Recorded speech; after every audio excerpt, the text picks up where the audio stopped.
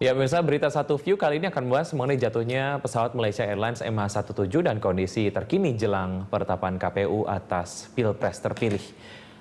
Dan untuk membahas masalah ini telah hadir bersama kami pemimpin redaksi dari Suara Pembaruan, Primus Nurimula. Apa kabar Pak Primus? Terima kasih sudah hadir di berita Satu View hari ini. Oke, satu topik yang kita akan bahas terlebih dahulu yaitu adalah tertembaknya Malaysia MH17, Malaysia Airlines MH17. Dan ini satu hal yang cukup menarik yaitu adalah terkait dengan saling tudingnya antara Rusia dan juga Ukraina. Mengingat mereka kemudian juga adalah dua negara yang terlibat dalam sebuah konflik dan kebetulan MH17 berada di area udara antara kedua negara tersebut. Anda melihat hal tersebut seperti apa, Pak Primus? Ya, pertama-tama kita mengucapkan belasungkawa dulu kepada keluarga yang kehilangan itu.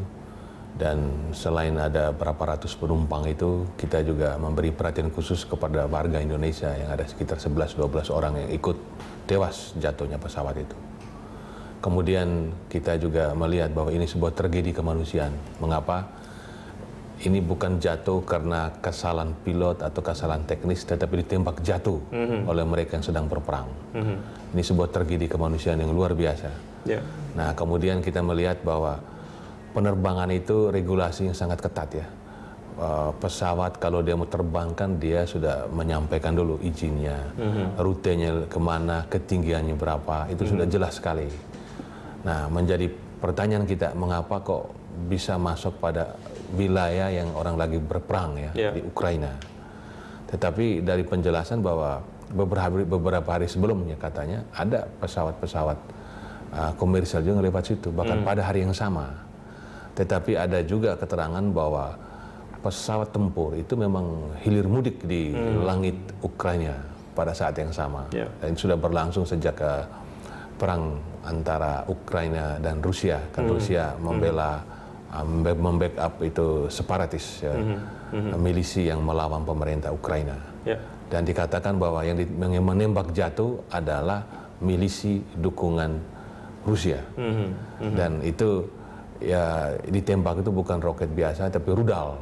Karena ketinggian pada 33.000 kaki atau 10.000 meter. Nah, itu pasti rudal. Nah, kalau rudal dipakai itu jangankan 33.000 kaki, berapa kaki pun pasti bisa terjangkau. Karena teknologi rudal ini bisa menjangkau benua, antar benua.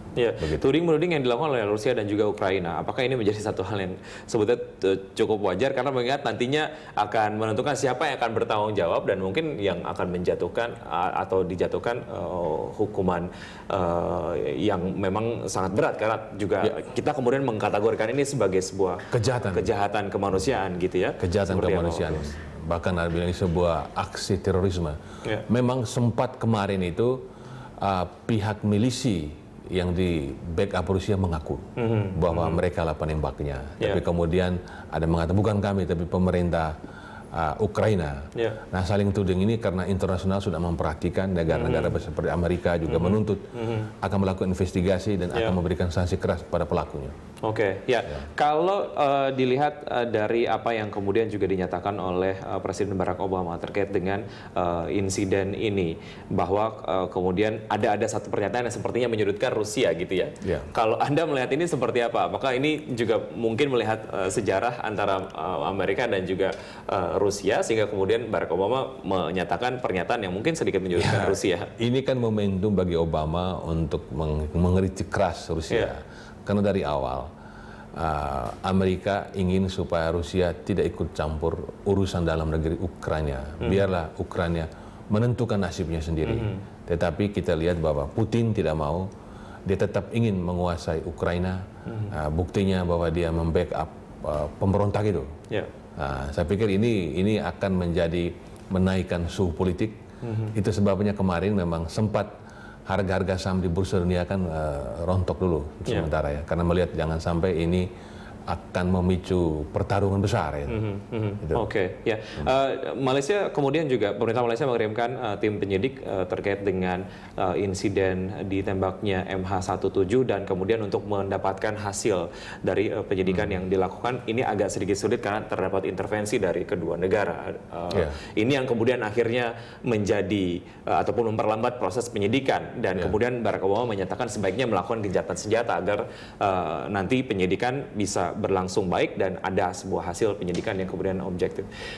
Kalau Anda melihat ini seperti apa sebetulnya Pak Primus dalam proses penyidikan sendiri yang kemudian diintervensi kedua negara? Ya, yang pertama bahwa ini kan beda dengan M17 yang hilang 4 bulan lalu, tidak tahu entah di mana ya, hilang. 370. Sampai hari ini pun tidak ditemukan satu puing pun. Jadi dinyatakan hilang, nggak tahu jatuh di mana. Nah ini kan begitu jatuh langsung ditemukan bangkainya. Nah, jadi tempatnya sudah langsung dibuat polis lain, diamankan agar kerangkanya bisa diselidiki. Nah tinggal bagaimana yang menguasai teritori itu. Teritori itu kalau memang masih sepenuhnya dikuasai oleh milisi pro-Rusia, nah ini agak susah. Ini kan berarti bertarung kan. Dalam pandangan kita itu wilayah Ukraina, mestinya pemerintah Ukraina yang berhak itu. Jadi dengan gampang memperkenankan Malaysia atau internasional untuk melakukan pendidikan. Nah itu menurut saya agak susah juga masuk ke sana. Apakah izin pemerintah sudah pernah tentu mengizinkan ya pemerintah Ukraina, tapi apakah milisi mengizinkan yang pro-Rusia itu? Nah, kita menunggu. Wilayah udara Ukraina dan juga Rusia tentu saja ini menjadi satu wilayah udara yang kemudian sangat sensitif karena ini adalah kedua negara yang memang sedang terlibat konflik. Dan kalau kita bicara mengenai jalur udaranya, ini secara internasional memang sudah diakui dan juga memang boleh dilewati oleh penerbangan internasional. Apakah memang sebaiknya ketika suhu sedang memanas, sebaiknya area ini tidak kemudian dilewati terlebih dahulu oleh penerbangan komersial? Anda melihatnya seperti apa? Saya mengutip pernyataan Presiden Susilo Bambang Yudhoyono. Pasti pernyataan Presiden kita sudah berdasarkan kajian dari Kementerian Luar Negeri. Presiden kemarin menyatakan bahwa sebaiknya itu pesawat manapun juga komersial tidak boleh melewati daerah yang sedang berperang. Ini kan sedang berperang. Nah, oleh karena itu Presiden menyerukan Garuda kita kan sudah terbang ke Belanda kan, ke Amsterdam, ke London juga. Jangan sampai melewati daerah yang sedang konflik, sedang berperang. Nah, itu. Tetapi tadi seperti Anda katakan benar bahwa di daerah yang konflik pun itu masih diperkenankan oleh otoritas setempat untuk dilewati pesawat-pesawat komersial. Buktinya kita lihat di Timur Tengah kan berperang Pak, yang namanya dan masih kemudian bisa dilewati gitu ya? Bisa dilewati kan gitu kan. Tetapi ya saya percaya pada pernyataan Presiden dan juga pernyataan dari milisi pro-Rusia itu mengatakan ini kan daerah konflik, mengapa Anda lewat sini kan gitu. Memang sebaiknya janganlah, karena ini membawa penumpang, ini pesawat komersial kan itu. Beberapa hal terkait hal ini kita akan lanjutkan setelah jeda berikut ini Pak Primus. Ya bisa kami akan segera kembali setelah jeda berikutnya, tetap di tempat Anda.